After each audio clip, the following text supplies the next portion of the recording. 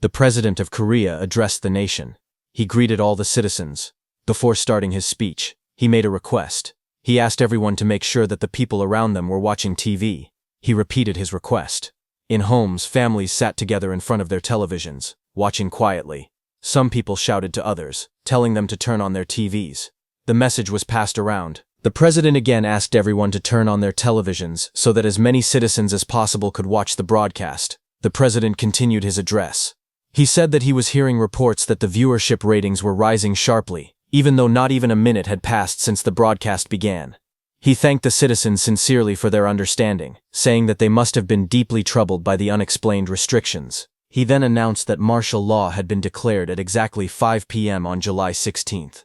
He explained that the military had taken control of media outlets and key infrastructure, and that major roads had been closed. And the reason he went this far was because he wanted to face the apocalypse in an orderly way. He added that everyone already knew this by now, that the scenario from a game called Survival Life was happening in reality. He then mentioned the asteroid from that game, called Unjambi. It was heading straight toward Earth. And according to news received at dawn, the US military failed to shoot down Unjambi. As a result, the asteroid eventually fell near Okinawa. The impact caused a massive explosion. It was later confirmed that the damage was catastrophic, and sadly, the Japanese people were currently turning into zombies. He explained that the zombie spores released from Unjambi were spreading rapidly, and that those spores would reach their country at 1 p.m. today. Addressing the nation again, he said that the zombie outbreak could not be avoided. However, according to their findings, it appeared that a small number of people, including awakened individuals, might be able to avoid zombification. So for those people, he had prepared something. Although it would not open for a year to ensure safety, time shelters had been installed at the marked locations, and everyone should head there. He then said that there was also a strategy guide for the monsters that would appear early on. He added that all of this information would be distributed again through leaflets dropped from airplanes. After that, he announced that all thermal power plants would soon be shut down. Finally, he said that he was a person with many shortcomings, but he believed he had done what needed to be done in this final moment. The president ended his speech. He said that it had been an honor to serve his fellow citizens. He bowed deeply and told everyone to survive and meet again someday. He added one last thing, thanking the anonymous informant who had given them the exact day of the disaster. The broadcast ended, and the screen went silent. Elsewhere, a man held the remote and let out a sigh. He thought that he truly hoped the apocalypse would not come. But since it was already here, he accepted that he had to survive. As someone who had already experienced the apocalypse once, he prepared himself. He picked up his weapon and moved forward with a calm smile. He was our protagonist, a few months before the apocalypse began. A very difficult game called Survival Life was released. It was a VR apocalypse game, also known as Sura. The game was known for its extreme difficulty. Even hardcore Korean gamers found it overwhelming. Because of that, the game shot to the top of the charts right after its release. But despite its early fame, the game ended up with only 4 players left after a year. The game's popularity fell just as quickly as it had risen. However, the game was so difficult that one by one, his friends also quit, and he was the only remaining player in Sura.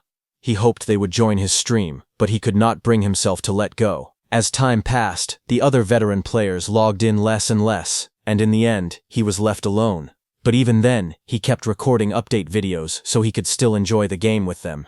He streamed day and night, waiting for them to return. Several months passed quickly after that. During that time, the tutorial difficulty was greatly lowered, and the early stages of the game were improved. As time went on, new enemies appeared in the game. Along with the zombies and fantasy monsters, grotesque mutated creatures began to show up.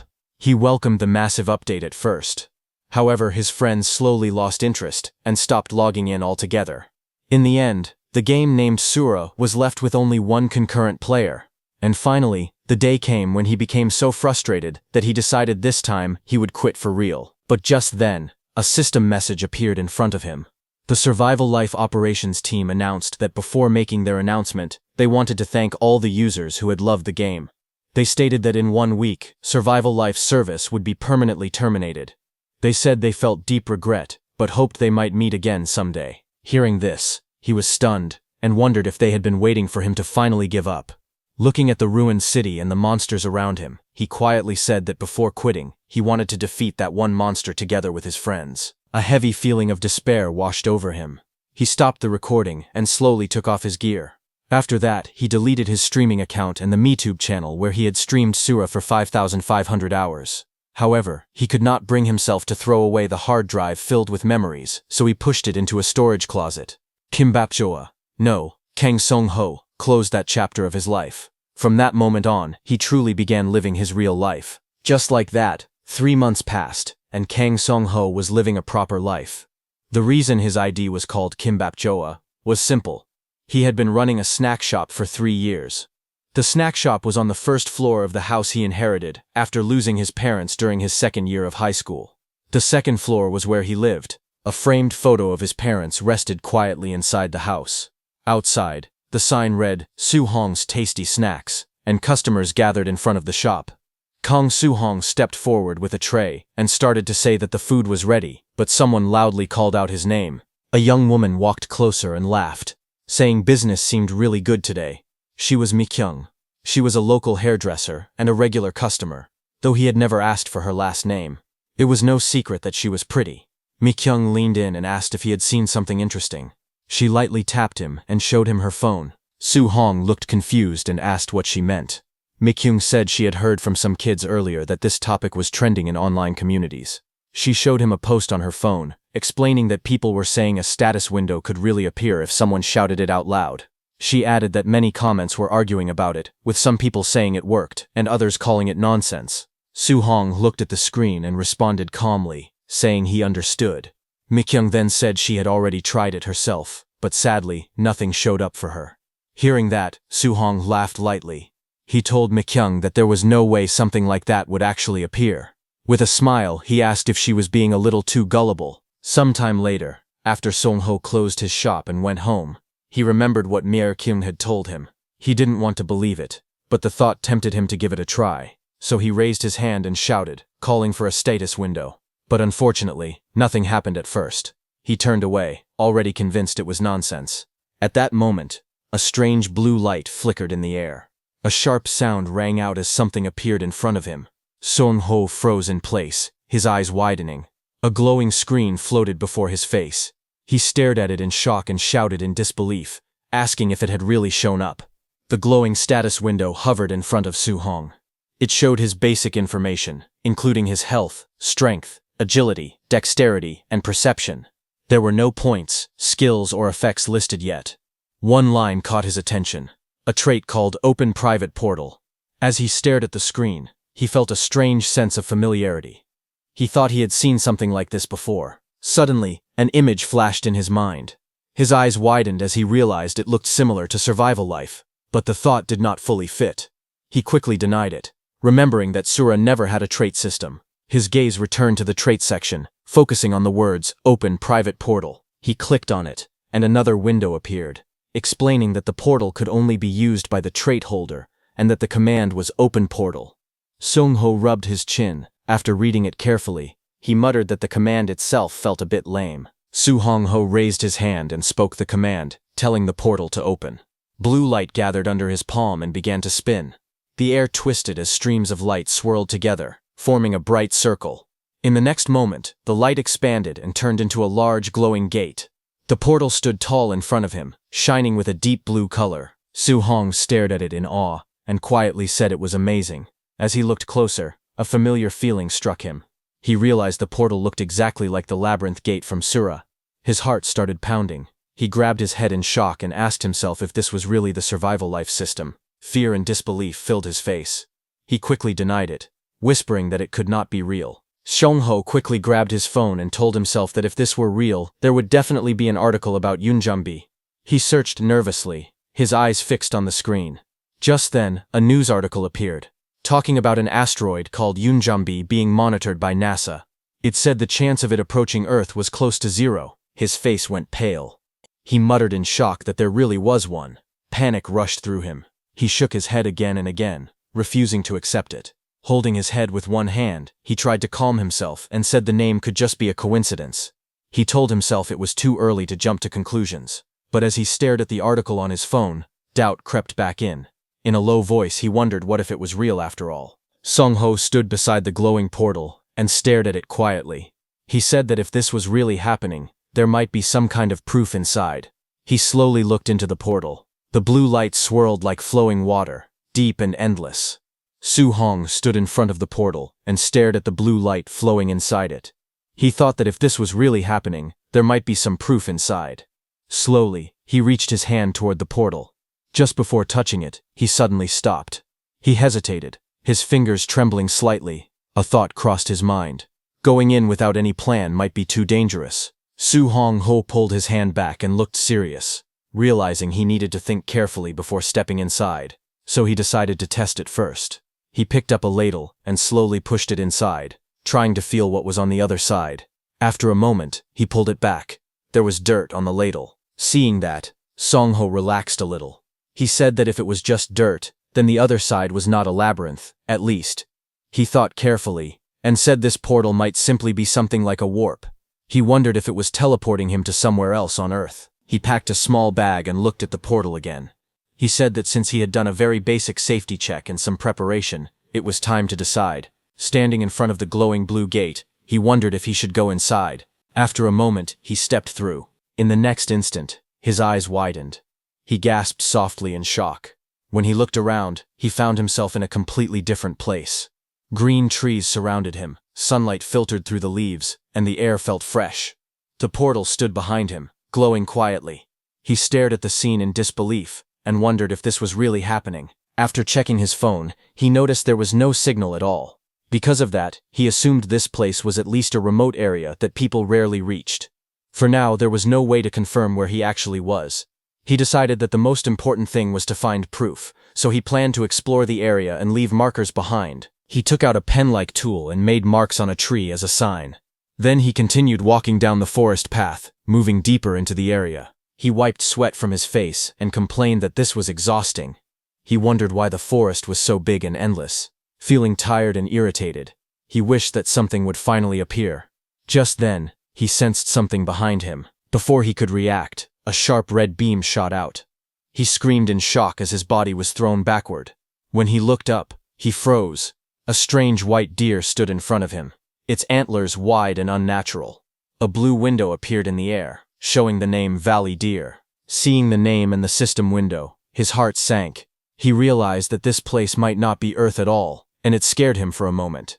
However, after observing it carefully, he realized it did not seem to be an aggressive animal. Calming himself, he thought that anyway, he still could not say he had found any proof of an apocalypse yet.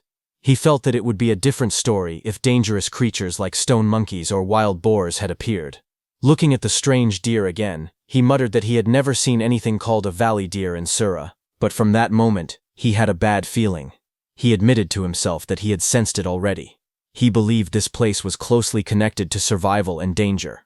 Still, he told himself it was not certain yet. Even so, he forced himself to ignore that thought. He knew nothing here was clear or guaranteed. He tightened his grip on his weapon and stepped forward. Deep down, he realized the reason he kept denying it was simple. He did not want to accept that a disaster might be coming to humanity. But that small hope did not last long. Soon, he found what he was looking for. A strange tree stood ahead, glowing softly in the forest. A blue system window appeared, showing the name Sun Apple. He stopped and stared at it in silence. Reaching out carefully, he picked up the shining fruit. Holding it in his hand, he swallowed nervously. With an uneasy expression, he muttered that it should be fine. He took a bite of the glowing apple. The taste was strange, but warm energy spread through his body. A blue system window appeared, saying that his stamina had been slightly restored by the sun apple. His eyes widened in shock. He felt the change clearly, and muttered in disbelief. He realized the effect was exactly the same as the sun apple juice sold in the game's cash shop. He let out a dry laugh and cursed under his breath. This was enough to confirm it. As if that was not bad enough, he noticed something else nearby: goblin droppings. Seeing that, his expression turned serious, knowing things were about to get worse. He let out a long breath, trying to calm himself. Holding his head, he told himself that it was time to stop denying it and accept the truth. His chest rose and fell as he steadied his breathing. Slowly, he lifted his head. His eyes hardened, filled with grim certainty. In a low, serious voice, he accepted the conclusion that the end was coming. After turning that strange sense of déjà vu into certainty, He immediately left the portal and started preparing. The first thing he did was take out an old hard drive he had kept and review the early gameplay footage. He remembered that he had only streamed and recorded it because he liked the game. He could not believe it was being used like this now. After searching through the drive, he finally found useful information about an alien asteroid called Yunjom B that fell near Okinawa on July 20th. In an instant, Okinawa was destroyed.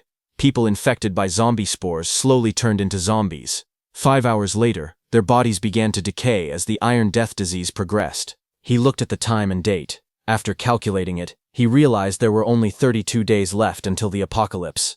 Looking at it again, he thought about survival life. He remembered how the game was full of unfriendly and annoying mechanics, and the worst part of all was the Iron Death disease. It was a strange phenomenon that caused all metal to slowly crumble and break apart. Guns, cars, buildings, and machines all became useless. 5 hours after zombie spores spread through an area, the Iron Death disease followed like an aftershock. It swept through cities and towns, destroying everything made of metal. In an instant, human civilization was pushed back to the Stone Age. Later on, the Iron Death disease would slowly fade away. But that depended on the region. The real problem was the time it took. It took anywhere from 6 months to a full year for the disease to fully subside. However, that terrifying Iron Death disease no longer mattered to him. The trait he had obtained was Private Portal. It was only a guess, but he believed the Iron Death disease would not be able to pass through the portal. After finishing his initial analysis, he used all the money he had saved. He bought every kind of survival supply he could find: weapons, food, tools, medicine, and equipment needed to live on his own. After that, he checked the awakened community, while thinking about what to do next. Many people were chatting casually. Some mocked the warnings and asked for proof. Others told everyone to stop talking nonsense. Someone even bragged about using their trait to steal money. Looking at their messages, he frowned. He muttered that they were far too carefree. As soon as morning came, he went out and bought more supplies. On the way back home, he also bought a 60-pound hunting bow through a private sale. As he walked away with the case in hand, a thought suddenly crossed his mind. He wondered if he was overreacting all by himself. Looking up at the sky, he told himself that if nothing happened, then it was fine. At worst, he would just struggle for 2 or 3 years. After finishing his morning errands, he returned home. Then he put up a temporarily closed sign on his shop, so he would not waste any time. He let out a tired sigh, his head feeling heavy. He muttered to himself, confused about why so many things were suddenly happening overnight. Just then, someone called out to him. A young woman stood in front of him and asked if he was closing down the shop. He scratched his head and smiled awkwardly. He explained that he was not closing it, but that the shop was old and needed some remodeling. Hearing that, she smiled brightly and said that he must have made a lot of money. He quickly waved it off and said it was not that much, repeating that the shop was just old. After that, he tried to end the conversation. He said he had something to take care of, and asked to be excused. The woman suddenly spoke again, calling out to him as if she wanted to ask something, but then she stopped herself. She smiled and said it was nothing, telling him she would see him later. She turned around and walked away. He stood there watching her leave, feeling puzzled. He quietly wondered what she had been trying to say. He asked calmly why they wanted to know. He realized it was a situation where he could have easily asked questions, but he chose to stay silent. From now on, there were things he needed to do seriously. Standing in his room, he reached out his hand and opened the portal. He knew his gameplay style very well. He was a planner, someone who created detailed strategies to overcome challenges. Because of that, compared to veteran players, he lacked physical skill. But even so, he understood one thing clearly. With proper planning, he could still survive what was coming. In Sura, stats were not gained by leveling up. They were earned through the results of hunting and exploration. Standing in front of the target, he let out a slow breath. He wondered if this would work. He pulled the bowstring. Suddenly, he froze. Something felt different. He smiled slightly and said that drawing the bow was easier than he thought. Sweat ran down his face as he pulled the string again, thinking that if he could just aim properly, this might really be possible. He raised the bow high, pulled the string to its limit, and steadied his aim. Then he released. The arrow flew out in a wide arc. A loud impact echoed as it struck the target. He stared at his hand in disbelief, and muttered that it felt unreal. He joked to himself, wondering if he had been Legolas in a past life. Looking at his fingers, he quietly admired the talent he was seeing. After calming down, he thought seriously about his limits. He realized he could only draw the bow properly about 5 times at most, but it was still not bad. He decided that starting today, he would focus hard on strength training. After finishing these basic preparations, he moved on to the next step. Standing in the forest with the bow in hand, he thought carefully. From now on, there were 2 things he needed to take care of. The first was to figure out whether he could hunt monsters in his current condition. The second thing he needed to do was build a hideout in this place where he could store his supplies. He reminded himself that until the weapons and supplies he ordered arrived, he would not do anything reckless. He would not try something stupid, like taking over a nest. As he moved through the forest, his eyes landed on glowing fruits hanging from the branches. He reached out and grabbed them, unable to hide his excitement. He laughed and said his luck was insane. After that, he continued preparing for every possible situation and for the future ahead. That was the reason he was able to remain a veteran in Sura.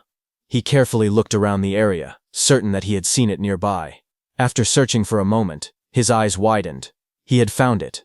On the ground in front of him were goblin droppings. He focused on them, because there was a simple reason for it. Goblins were monsters that usually lived in groups.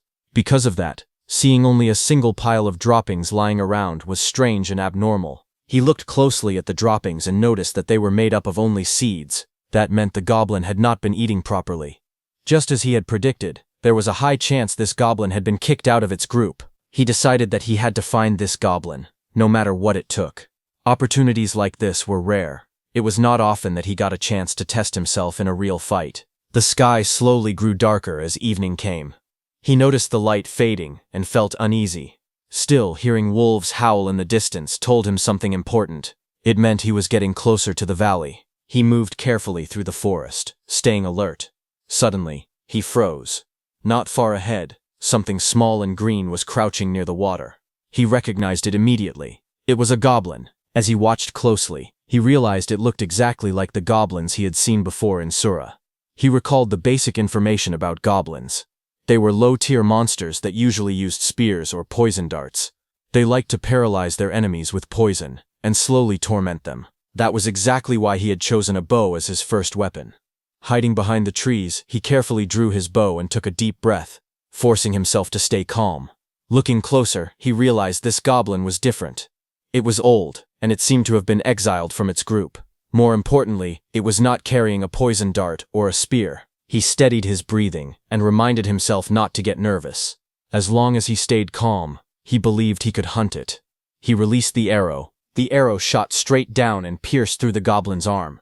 The goblin screamed in pain and thrashed violently. He frowned slightly. He had aimed for the head, but at least the attack had hit. Seeing the opening, he decided not to hesitate. He planned to press the advantage and go for another shot. However, when he moved forward to take another shot, something went wrong. The goblin suddenly threw a stone. It flew straight at him and smashed into his hand. He gritted his teeth and cursed under his breath as pain shot through his arm. The goblin did not retreat. Even with its arm injured, it rushed at him fiercely. Seeing its movements, he realized this goblin was experienced. It was not panicking like a normal weak monster. He quickly dropped the bow and pulled out his blade. The goblin roared and swung its weapon at him. Their attacks collided head-on. The blade and the crude weapon clashed with a loud impact.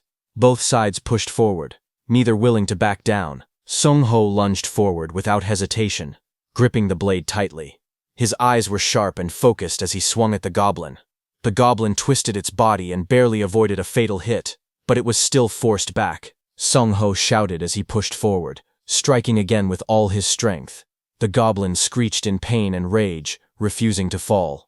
Blood splashed as their attacks collided again and again. Gritting his teeth, Sung Ho cursed the goblin for its stubborn resistance. In the struggle, his knife slipped from his hand and flew away.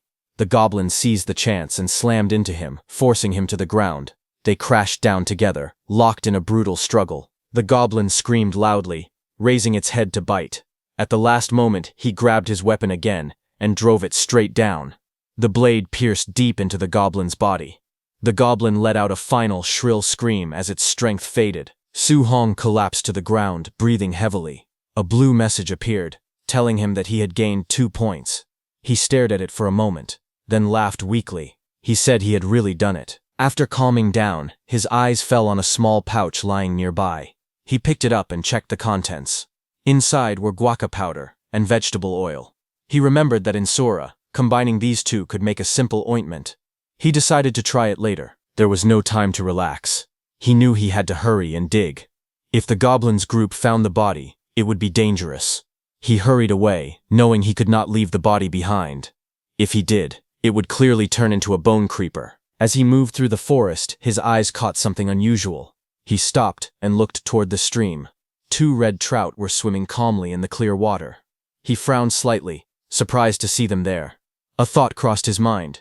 If this was a valley where red trout lived, then this place might be more special than he first thought. Suddenly, he felt a chill run down his spine. He slowly turned his head, his face stiff with fear. A bad feeling filled his chest, and his breath grew shallow. Behind him stood a massive monster. Its red eyes glowed in the darkness as it stared straight at him. It was an owlbear. Kneeling on the ground, Su Hong swallowed hard and realized the truth. He realized he was completely screwed. His life started flashing before his eyes. He started remembering the days when he used to play the game and live stream. He often used to cover monsters' habits, fighting styles, and behavior. And one of them was owlbears. He remembered explaining that the most dangerous creatures in the forest were werewolves and owlbears. He had pointed out that when an owlbear had already claimed a territory, it meant something important. It meant the monster ecosystem in that area was balanced. Looking back, he felt that those days were truly good times. The chat, which always reacted with excitement, made him laugh. Those familiar comments filled the chat, making the stream feel lively and warm. But suddenly, his thoughts broke apart. He wondered why he was thinking about those happy memories now. His face turned pale, and sweat rolled down his cheek. A strange fear filled his chest. He realized what was happening. It felt like his life was flashing before his eyes. In front of him, the owlbear stood tall. Its red eyes glowed as it slowly raised its sharp claws. Su Hong shook his head and rejected the thought. At least for him, this was not his life flashing before his eyes. It felt more like a flashback of his old friends telling him to calm down and get a grip. His body trembled, but he forced himself to think clearly. He recalled what he knew. Owlbears had a habit of tearing apart anything they saw when they were hungry. But the fact that the owlbear was just standing there meant one thing. It was not hungry. In other words, there was only one thing that was bothering the owlbear. That meant he had entered the owlbear's territory, the place where the red trout lived. Understanding this, his mind became clear. If that was the case, then there was only one way to escape this situation. He knew that in his mind, he was still Kimbap Joa, but his body was Kang Song Ho. Even so, if he wanted to live, he had to do this. He clenched his teeth and shouted, pushing himself forward. The owlbear had the head of an owl, so its night vision was strong. However, it was weak to sunlight. The monster lunged at him, swinging its claws down, but he did not panic. He had memorized its attack patterns long ago. Now, all he had to do was execute them. The owlbear's claw swung down at him. He watched it closely, and knew there was only one timing. The attack passed just past his face, missing him by a hair. That moment was all he needed. He moved instantly and rushed forward. He raised the flashlight in his hand and aimed it straight ahead. He turned it on and shone the light directly into the owlbear's eyes. A sharp beam of light burst out. The owlbear screamed in pain and roared loudly. Its eyes were blinded by the sudden light. After that, the scene shifted to the next day in his room. A sharp ringing sound filled the room. The alarm kept ringing again and again. He slowly opened his eyes and groaned. His whole body ached badly. The ringing continued, making his head throb. He reached out and slapped the alarm clock, finally turning it off. He stared at the time and felt confused. He wondered if he had passed out the moment he escaped. It felt like hours had gone by, and he thought that made sense. Lying there, he let out a tired sigh. As if fighting a goblin was not enough, he had even run into an owlbear. The memory made him shudder. He muttered that he really never wanted to see one again. Just then, his stomach suddenly growled. He realized that he had not eaten anything since yesterday afternoon. Trying to get up, he lost his balance and fell forward, hitting the floor hard. He groaned in pain and lay there for a moment. His legs felt weak, with no strength left in them. Turning his head, he noticed his backpack nearby. He reached out and opened it, then pulled out a yellow apple. Without hesitation, he took a bite. Warm energy spread through his body as he chewed. A soft glow wrapped around him, and his strength slowly returned. He lay back on the bed, breathing out in relief. Feeling the warmth fill him, He thought that he finally felt a bit more alive. After recovering his strength, he smiled to himself and thought that it was time to properly fill his stomach. So he went outside to a restaurant. As he was about to eat, he noticed someone familiar sitting across from him. Seeing her there made him confused. He wondered why Mi-kyung was here. She smiled brightly and explained that she had come to eat. She added that this place was one of her favorite restaurants. Kang Song-ho tried to explain that he meant something else and asked why she was sitting with him. Before he could finish, Mi-kyung cheerfully said that it was nice to have someone to eat with. Hearing that, he could only sit there quietly, unsure how to react. While eating, Mi-kyung casually asked Song-ho if he had ever tried the thing she mentioned before. Song-ho paused and asked if she meant the status window. Her eyes lit up right away, and she excitedly asked if he had tried it. At that moment, Song-ho finally understood why she had stopped herself from talking back then. Mi-kyung leaned forward and said with confidence that she really thought it was real. She even showed him an article on her phone about a strange incident at a convenience store. As Soo-hong listened, he quietly thought that he could not tell whether she was just naive or simply too pure. With a helpless smile, he pointed out that what she wanted to ask was already very obvious. He then answered honestly, saying that he did try it, but unfortunately nothing appeared for him. Although he knew it was a lie, he felt that lying in this situation was completely justified. His trait was not combat-oriented at all. It was a skill meant for solo play, not for working in a team. In a world where his safety was not even guaranteed, revealing his abilities would be extremely dangerous. With a calm expression, he tapped the table lightly as these thoughts passed through his mind. In his eyes, showing his hand was no different from openly telling others to come and kill him in the apocalypse. He noticed that even after everything, Mi-kyung was still asking about awakening. That meant she was one of the awakened. Suddenly Mi-kyung apologized to Kang Song-ho. Looking confused, Kang Song-ho asked what she was apologizing for. She hesitated, then admitted that there was something she had lied about. As he watched her, he quietly thought that Mi-kyung really seemed like a good person. Kang Song-ho looked at her seriously and told her that it was okay. He said she did not have to tell him right now. They still had time. She could tell him later, when she felt brave enough. With those words, he headed back home. When he arrived, packages were being delivered in front of his house. The things he had ordered were finally starting to arrive, one by one. After that, he moved the items he would need later up to the rooftop. The things he needed right away were taken to the second floor. While he was at it, he began preparing seriously. He carefully cut open the boxes and selected the items he would use for today's operation. After laying everything out, his goal for the day became clear. His mission today was to find a place that could be used as a hideout. He gripped the pipe tightly in his hands. No matter what happened, he knew he had to secure a hideout. With his backpack on and tools ready, he moved forward without hesitation. Finding a place to hide was not difficult for him. Earlier, while searching for the old goblin, he had already noticed a strange and suspicious spot. That place now became his target. He looked at the hidden cave covered by plants and vines. To him, it looked absolutely perfect for a hideout. However, he knew the most important thing was to find out what kind of monster lived there. He raised the portable telescope and carefully checked the ground inside. Soon, his eyes caught something. He saw footprints clearly pressed into the dirt. They looked familiar. He realized they were kobold footprints. At that moment, he felt a wave of relief. This was pure luck. He lowered the telescope and smiled sincerely. Even though his plan would work on most low-tier monsters, it was still better to confirm everything. He plucked a small leaf and let it fall to check the wind. After watching its movement, he nodded to himself. The kobolds that lived there were nocturnal, so they would be asleep at this time. For them, what he was about to do would be absolute poison. To carry out his plan, he quickly began gathering firewood. It was tougher than he expected, but he did not stop. After collecting enough, he placed the firewood near the cave entrance. Looking at the pile, he felt it should be enough. Then, without hesitation, he poured gasoline over the firewood. He crouched down and thought that now all he had to do was set it on fire. At that moment, a voice suddenly rang out. Kobolds rushed out from the cave. They had already woken up. When they saw Soo-hong, the kobolds looked shocked to see him standing there. Before they could react properly, he moved. He grabbed the fire axe and charged forward without hesitation. The axe swung through the air in a wide arc and killed the kobolds swiftly. As he looked at the fallen creatures, a thought crossed his mind. Was drowsiness actually a status effect? It seemed like the kobolds had been sluggish from sleep, allowing him to land perfect blows. He was surprised that even now, a one-turn kill was possible. Just then, a blue system window appeared in front of him, telling him that his level had risen to 1 and that he had acquired a total of 4 points.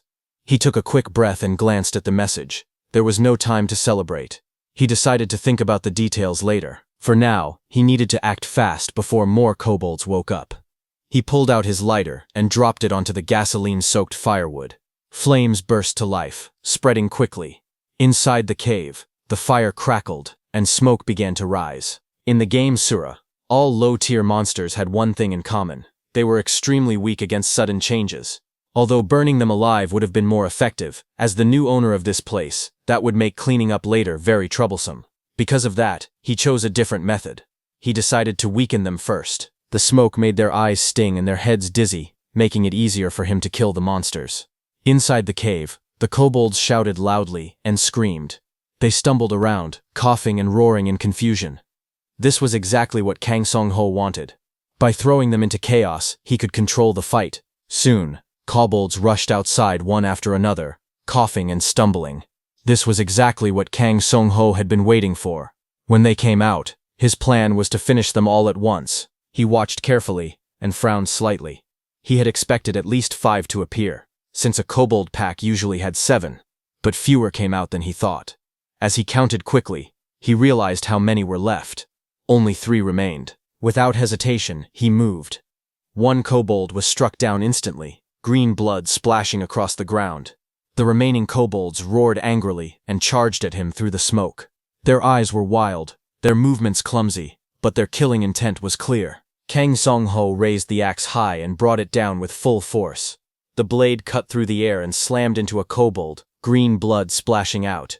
Before he could pull the axe back, another kobold rushed at him from the side, screaming loudly. He dropped low and rolled forward, narrowly avoiding its claws. The kobolds surrounded him, attacking together. In one swift motion, he reached into his pocket and pulled out a spray can. He aimed it straight at the charging kobold's face and pressed down hard. A powerful jet burst out and hit the kobold directly in the eyes. The creature screamed in pain and staggered back, blinded and confused. Kang Song-ho used that opening to regain his footing. Before it could finish shouting, the axe came down. The blade split through its body, and green blood sprayed into the air. Kang Song-ho tightened his grip on the pipe and looked ahead. Only one kobold was left. He spoke calmly, saying that now it was the last one standing. The remaining kobold trembled. Its body shook as it stepped back, fear clear in its eyes. He watched it closely and coldly thought that the leader was trembling in fear. He raised his weapon and ended it with a single strike. As the final blow landed, he looked at the cave and decided that the hideout now belonged to him. He sat down on the ground and let out a long breath. The fight was finally over, but his body felt extremely heavy. Dealing with them was not that hard, but because he had no stamina, it was truly exhausting. As he rested, he realized that it was just like the game. The exhaustion debuff was clearly active. A blue status window appeared in front of him. It showed that he was now level 1, but his health, strength, agility, dexterity, and perception were all lowered. The listed effect was exhaustion. Looking at it, he thought about how strange it was. Even after leveling up, he did not gain any status points. Still, he knew that leveling up unlocked convenience systems. Because of that, today's reward was still important. As he looked at the newly unlocked menus floating before him, he quietly accepted the result. More than anything else, he now had a secure place, a space that only he could use. Looking up, he smiled faintly, satisfied with the result. After that, he stood up and turned toward the cave to look at his new hideout. However, the inside was messy, filled with broken wood and scattered debris. He let out a tired breath and stood there for a moment. Then he accepted reality. Before resting, he would have to clean the nest first. After obtaining a hideout, Kang Song-ho immediately started cleaning it. The place was deep underground, about 15 meters down. For a hermitage, it was on the small side. Maybe because it was right after a big fight, the condition inside was especially bad. While cleaning, he felt disgusted and complained that it was filthy. Even so, he kept working. It was the hardest work he had ever done. As he cleaned up the mess left behind, he got angry and cursed the kobolds for not cleaning after themselves. Still, now that he had a safe space in the other world, things were different. He opened the dimensional gate and began using its abilities freely. By moving items through the gate, the cleaning became a little easier. However, He was so tired that he felt like he might pass out at any moment. Even while working, he sighed to himself and thought about how hard his life had become. Still, he continued cleaning without stopping. While traveling between dimensions, he discovered something surprising. He learned that he could fix the coordinates of both the other world and reality. Because of that, objects could interact with each other even when they were between both worlds. When he tried it, water actually flowed through the dimensional gate. Seeing this, he was shocked and excited that it really worked. After finishing the cleaning, he stood there and looked around. The hideout looked much better than before. Although he needed to remove the bloodstains everywhere and pour concrete on the ground so he could store things properly. However, Kang Song-ho knew the mortar work would take a few days. After that, he still had to install the sandwich panels as well. While thinking about it, he suddenly paused in confusion. That was when he noticed the stones embedded in the cave walls. They were luminous stones and ignition stones. One gave off light, while the other could create fire. Seeing them, he was amazed. These were essential items for beginners in Seora. Holding the stones in his hands, he realized this place was a complete gold mine. With a smile on his face, he decided that once the construction preparations were finished, he would start mining right away. The next day arrived. Outside the snack bar, he let out a long groan. Inside, he bent forward, breathing heavily. Yesterday, he had pushed himself too hard. Because of that, his whole body ached, and there was not a single place that did not hurt. When he raised his arm, he froze. He noticed many small cuts on his skin, and wondered when he had gotten all of them. Still, it was not serious enough to need a sun apple right away. He decided to test something else first. He thought about making an ointment to see if it would work. Holding the ingredients in his hands, he realized the method for making the ointment was actually very simple. He mixed guaca powder and vegetable oil together in a 5:5 ratio. He poured them into a bowl and kept stirring until the mixture slowly hardened. As he worked, a small smile appeared on his face. The result was a fairly useful ointment that could slightly heal wounds. For someone who worked in a kitchen before, making this was easy. He tested it by spreading the ointment on his arm. After a moment, he could clearly feel the healing effect. It was working. However, as Kang Song-ho looked at it closely, he frowned. Using something like this every time felt a bit troublesome. To raise his stats, he knew he had to keep doing what he was doing now.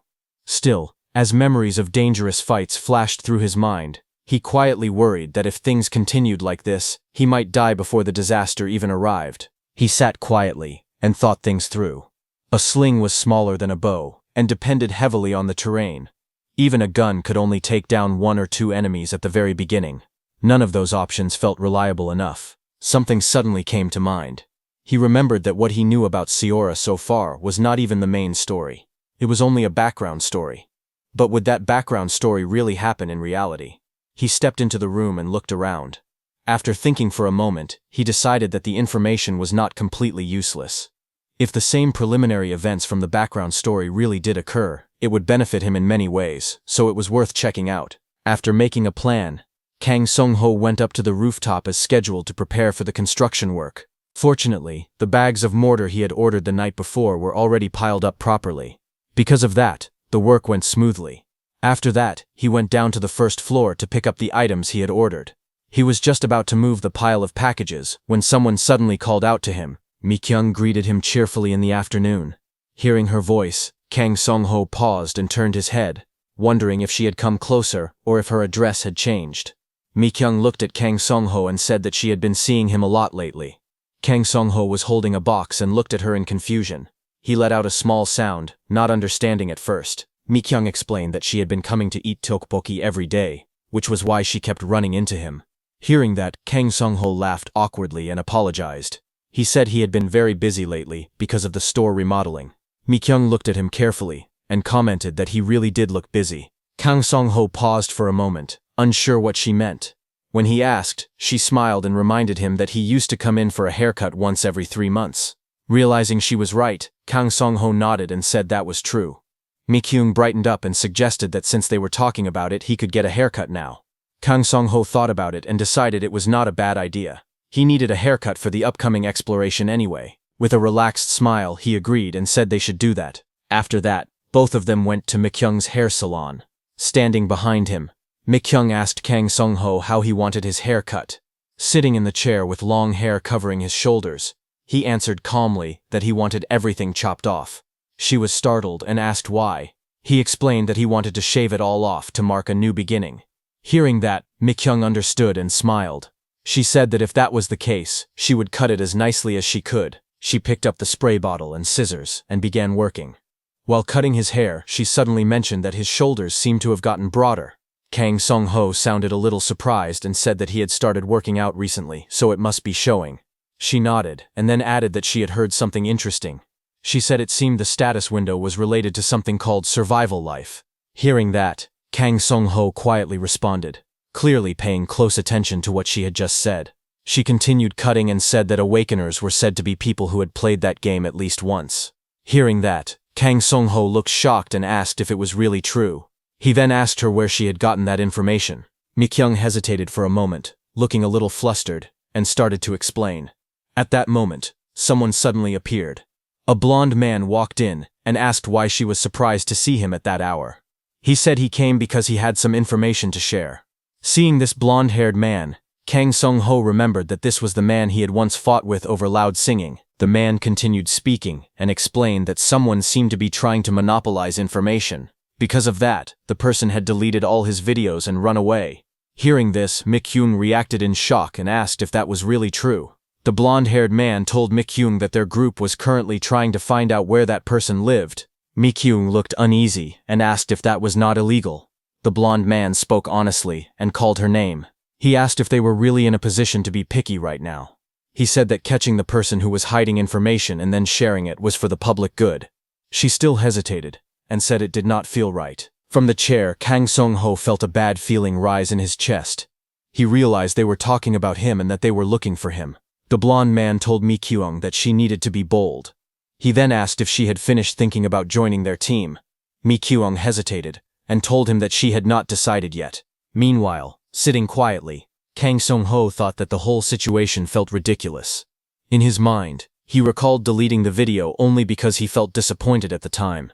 He never even thought about monopolizing information. He did not even have time to think about something like that. The blonde man clicked his tongue in annoyance and said she was frustrating. He wrapped an arm around her shoulders and confidently said everything was progressing exactly like Seora. Watching this, Kang Sung-ho felt disgusted by the way the man acted as if he knew everything. The blonde man sneered and said that if that guy had just posted the information in the first place, none of this would be happening. He warned Mi-kyung that he could not wait much longer. Hearing this, Kang Sung-ho wondered what would happen if the community really turned against him and cursed him. If that happened, he did not know what to do. A question echoed in his thoughts.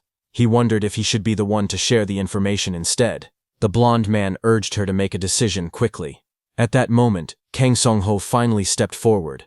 He calmly said that he did not know what they were talking about, and asked if they could discuss it later. The blonde man's eyes widened in shock.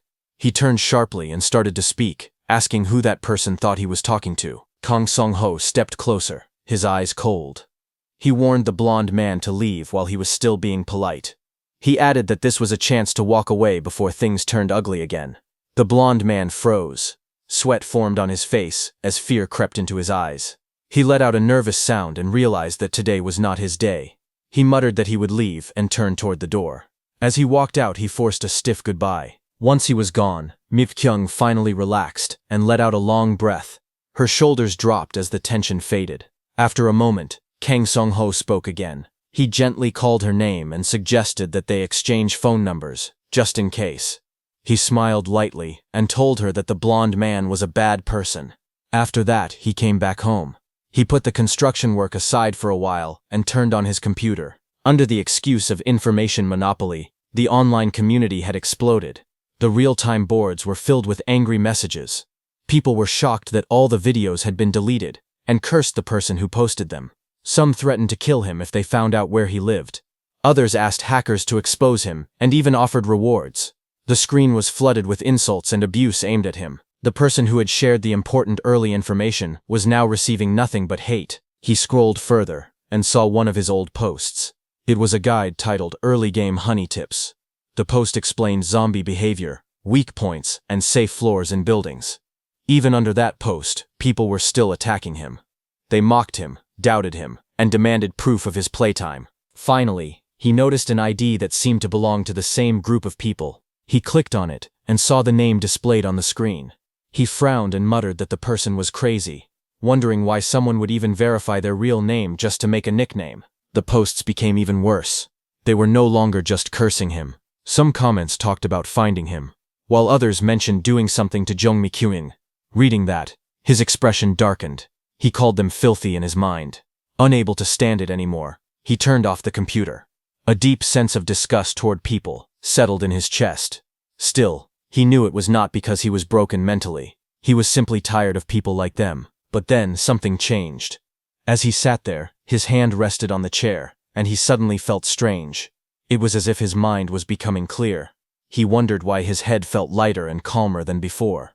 At that moment, a thought surfaced in his mind. He reached out and opened the dimensional gate. For the next 2 days, he fully focused on working on the hideout. He mined luminous stones and ignition stones with a pickaxe. After that, he mixed mortar with water and poured it onto the ground. He spread it carefully and smoothed it out evenly with a tool, making sure there were no rough spots left. Once the work was done, he stepped outside. He came out to wait for the mortar to dry, letting the quiet air surround him as he took a short break. As he looked at the moon blooming in the dark sky, a thought came to him. His hand slowly clenched into a fist. He thought that when faced with injustice, it was fine to answer it with injustice. He knew he was not a hero. He was just an ordinary person, so he did not need any grand sense of mission. In the end, he understood one simple thing. He only needed to survive. When he made that decision and turned around to go back, something happened. A sharp cracking sound came from behind him. He slowly looked back, his eyes narrowing. At that moment, the bone creeper appeared. The skeleton stepped out of the dark, its red eyes glowing as its bones made loud cracking sounds while it moved closer. Seeing it, he cursed under his breath. A sudden blast of force swept through the area. Kang Sung-ho was thrown back and crashed onto the ground. His body rolled across the dirt as dust and small stones scattered. He coughed hard and tried to push himself up, his face full of pain and shock. He shouted in confusion, not understanding what had just happened. The wind slowly faded. He knelt on the ground, holding his head as his ears rang. When the dust settled, broken bones lay on the ground in front of him. Kang Sung-ho looked down at his shaking hand and felt confused. He could not understand how he was still alive. When he remembered what had happened, he saw the bone creeper in his mind. By the time he noticed it, the creature was already about to explode. He had no time to think. He had turned and run with everything he had. A huge blast went off behind him. The shockwave threw him into the air and sent him flying far away. He crashed hard onto the ground, barely surviving. Now, sitting there in pain, he understood the truth. Kang Sung-ho raised his hand and opened the status window. It showed that his health was very low, and all his stats had dropped. But there were no torn muscles or broken organs. When he saw that his level and points had gone up, he understood what it meant. The system had counted the bone creeper as defeated. His head started to hurt badly. He grabbed it, feeling dizzy and confused. He quickly opened the dimensional gate and went back to his house. After coming back, he started treating his wounds right away. He placed his medical supplies on the table and sat down in front of them. One by one, he carefully pulled the sharp bone pieces out of his skin. His teeth clenched as pain spread through his body. After that, he rubbed healing ointment over the wounds to stop the bleeding. It burned badly, and he let out a painful breath. When the bleeding slowed, he wrapped his arm and body with a bandage and checked his condition. His vision became blurry, and his strength slowly faded. In the end, Kang Sung-ho collapsed onto the couch and fell asleep from exhaustion. The next day, morning light filled the room as Kang Sung-ho lay on the couch, still wrapped in bandages. He slowly opened his eyes and felt weak all over. For a moment, he thought he was really going to die like this. Sitting up, he realized he should have checked whether the ointment worked before falling asleep, so he quickly opened his status window. His status window showed that his health had gone up, and his body was stable. Seeing that, he finally felt relieved. Kang Sung-ho let out a slow breath, knowing the medicine had worked. Then he started to think about what had happened last night. He wondered where the bone creeper had come from. However, he knew that the forest was huge, so it was not strange for dangerous things to suddenly appear. After this accident, Kang Sung-ho realized that his perception stat was too low, so he needed to raise it to notice danger faster. He remembered how the game Serora worked. There were two main ways to become stronger. The first way was to gain experience and earn stat points by fighting and leveling up. The second way was to get special items that had stats on them. But he also knew that Serora was a very harsh game, Getting good items was very hard because everything was random. In his mind, he recalled how players fought monsters again and again, hoping to finally get something useful. He also remembered that strong monsters could have special skills, and if the right conditions were met, those skills could be obtained. Although he needed items with stats, he did not know where to get them right now. To find the answer, Kang Song-ho decided to check the game's background story that he remembered. He turned on his device and opened the game menu. The background story explained what happened before the silver rain fell. He remembered that if someone was lucky, it was possible to get special items before the apocalypse even began. But this would only happen if those early strange events occurred in the real world. During those events, strong monsters would start to appear. After carefully reading the background story for a long time, he learned that there were 3 early events before the real disaster. The last one was about a Russian ship. Before that there was something called the Hobgoblin, but there was no clear information about it. Then he saw a report on the screen. It said that on June 26th at 5 p.m., an orc's body was found near Jungsan-ri campground on Jirisan Mountain. The news was quickly deleted by the government, so almost no one knew about it. Kang Song-ho understood that the Jirisan orc incident was the very first event. He checked the time again, and realized that if the orc was found on the afternoon of the 26th, it must have been alive earlier that day. So he decided that he had to leave on the night of the 25th to reach the place by morning. As he was about to prepare things for this, his phone suddenly started to ring. It was Mi-kyung. Kang Song-ho looked at the screen and wondered why she was calling him at this hour. The scene then shifted to a cafe called Starbin, where Mi-kyung was already sitting, waiting for him. When she saw him, she looked worried and asked if he was okay. She said his face looked strange and that he was wearing long sleeves even though the weather was hot. Kang Song-ho gave a small laugh and said that he just did not feel the heat much. Mi-kyung kept watching him closely. She wondered if something had happened before. She asked if it was because his haircut appointment had been delayed because of Oh In-huk last time. Kang Song-ho quickly said that was not the reason. Hearing that, Mi-kyung felt relieved. She said she was honestly a little scared because of how he had looked earlier. Kang Song-ho laughed softly and said that even though he joked, it was true that he really did not like that man. He explained that the man had once caused trouble with an illegally modified tow truck. He had even picked a fight with a weak old man, showing how bad his character was. Mi-kyung was shocked and said she had no idea he was that kind of person. Kang Song-ho told her it made sense that she did not know because that man always caused problems late at night or early in the morning. Then Kang Song-ho asked her why she had called him to meet today. Mi-kyung hesitated and nervously said she wanted to talk to him about something. She leaned closer and whispered to him that she was an awakener. Hearing that, Kang Song-ho was stunned and wondered why she was telling him something like that. Kang Song-ho decided to just go along with what Mi-kyung said for now. He smiled and joked that he was jealous because he had not awakened yet. Mi-kyung quickly apologized and said she felt bad for lying to him. Kang Song-ho told her it was fine and that he did not misunderstand her. He said he knew she was not that kind of person. Then he thanked her for always sharing information and talking to him. He leaned forward and said that because of her, he felt a little better. He also admitted that he had been stressed because of the house remodeling, but he was glad he had come to meet her. Before leaving, he told her that he would see her again in survival life. He said he was thinking about studying the game more seriously now. After that, he came back home. Sitting on his bed, he thought to himself that he really needed to meet more good people. Feeling much better, he sat there and looked at his phone, wondering what to do next. He rented a high-tech drone to scout the forest. He also rented a car to use for the remaining time. After that, he decided to sleep so his body could recover and reach its best condition. The next day, as soon as the sun rose, Kang Song-ho started preparing materials for the orc hunt. Inside the cave, he sat at a work table and began crushing the ignition stones. It was dangerous work, so he had to be very careful while doing it. He knew that if he struck it the wrong way, a flame could burst out. As he hit it, sparks flew, and a small fire suddenly appeared.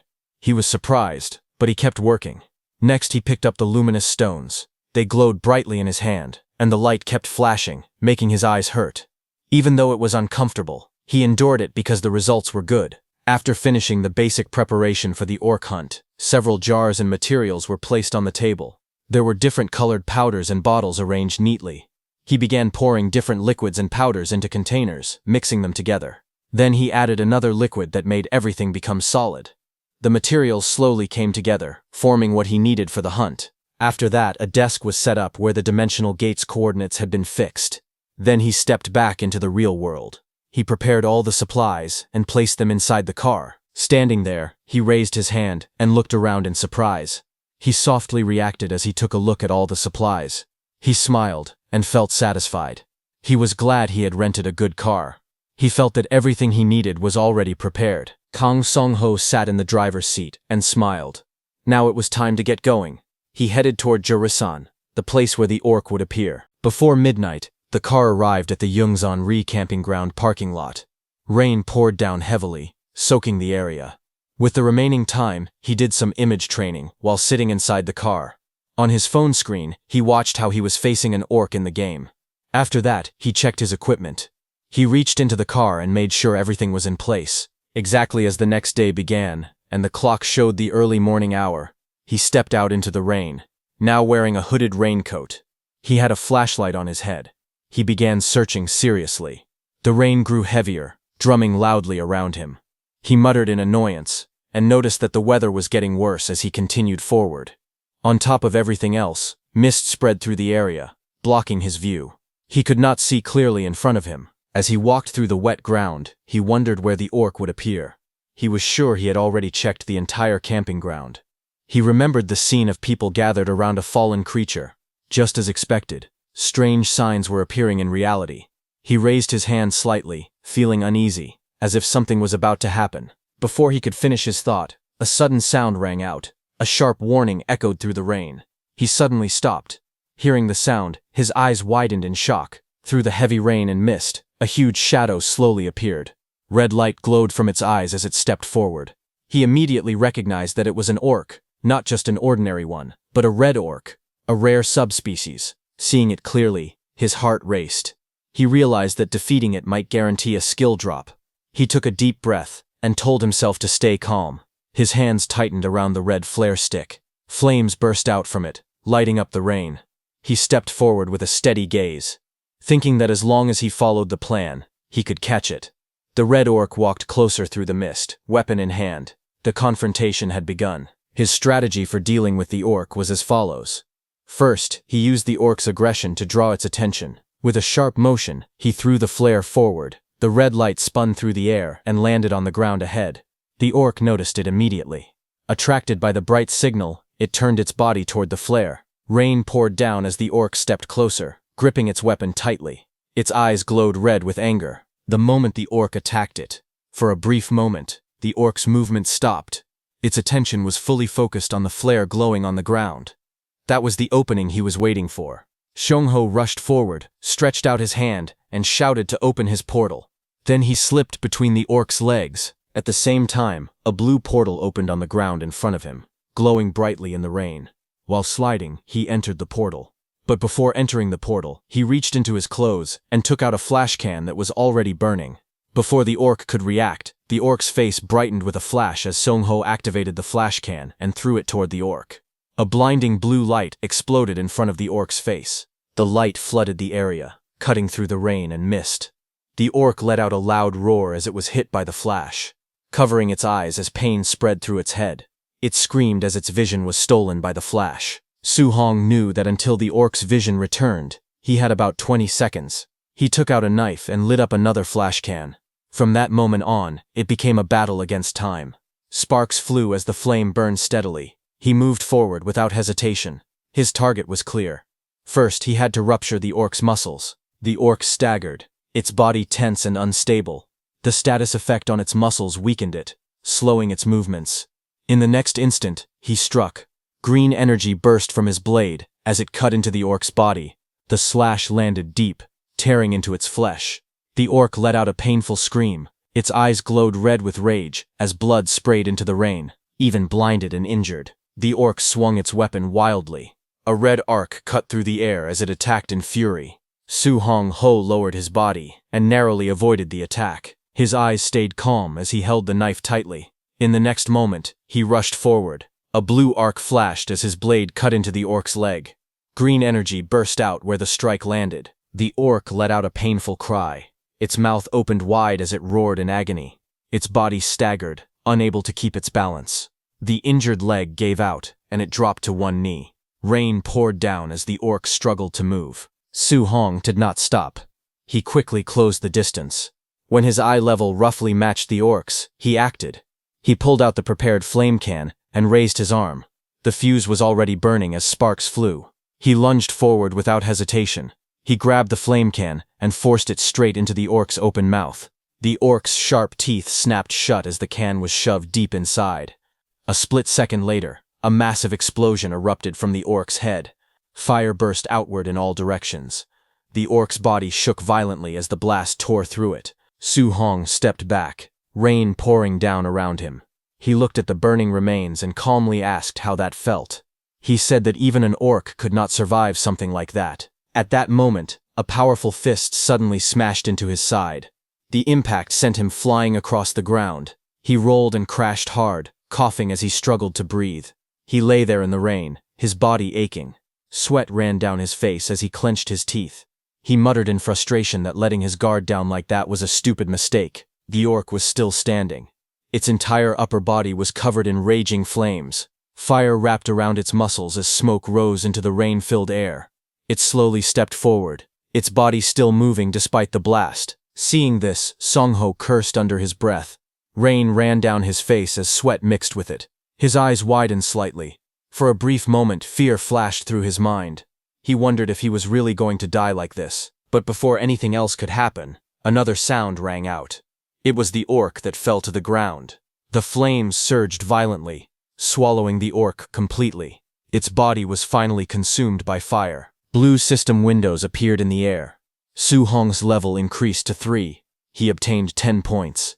Another message appeared, informing him that he had acquired the skill Survival Instinct. He raised his hands weakly and stared at the screens in silence.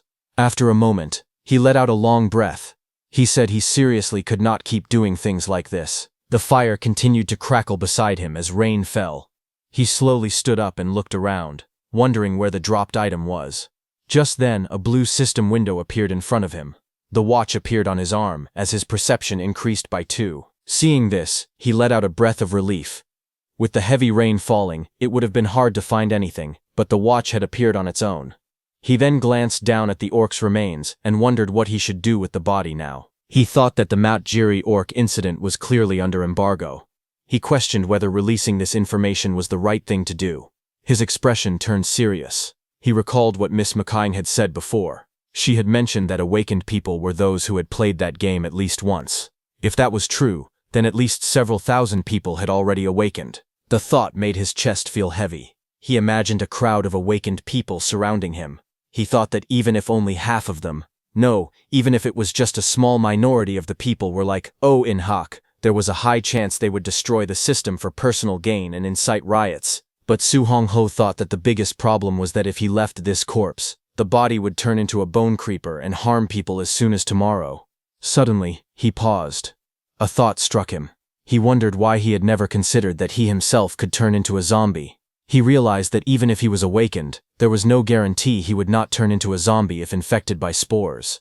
Rain continued to fall as he curled up on the ground, overwhelmed. He asked himself what the right choice was.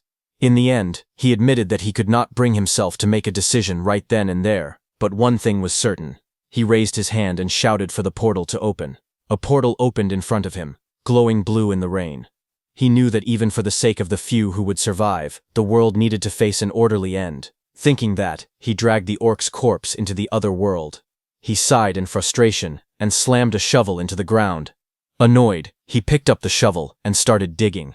He complained about how miserable his life had become. He complained about having to dig and bury the body himself. His body trembled from exhaustion and pain. He shouted that if his body were fine, he would not be living such a miserable life. Just then, a system alert appeared. Skill Survival Instinct activates due to exhaustion. Will to fight, stamina regeneration, health regeneration, and perception increase significantly. Golden light wrapped around him. He shouted in anger, gripping the shovel tightly. He decided to end it quickly. No more hesitation. He really had no choice but to move as fast as possible because at a glance, Survival Instinct looked like a broken, overpowered skill. But once the effect wore off, it would take time for the body to recover and move again. He ran through the forest, barely holding on. He opened the portal to return to the human world. Outside, it was almost morning. He jumped into his car, and at full speed he returned to his home, while survival instinct was still active. At dawn, on a quiet street, Su Hong's shop stood there, untouched by the chaos. Inside, he stood in the room. He looked at the sky turning dark and muttered in surprise, wondering if the time had already come. He looked at his phone and thought about the schedule. According to it, he should have already started building the defensive line by now. He stared at the screen again and thought that at least the traces of the red orc should be completely gone. A news article was displayed on his phone. It talked about abnormal climate conditions at Mount Jiri and mentioned heavy rain that lasted from dawn until morning. He lowered the phone and thought to himself that it was an awkward time to do anything today. So he opened the door and stepped into the room, wondering if he should check the community and look at the supplies that arrived in the morning. He grabbed the wooden box and opened it. Suddenly, a startled cry slipped out of him. Inside were weapons neatly placed together, blades, tools, and sharp equipment. His expression changed instantly. He smiled brightly and said that this was it. He picked up the Indian war club and looked at it carefully. He thought that for now, in reality, this was the only weapon he could use. Still, he felt it was not too bad, because in the other world, he could use everything without limits. But as he looked at the box again, he frowned slightly. It felt like a few things were missing, and he wondered why. He picked up a notice from the box and read it.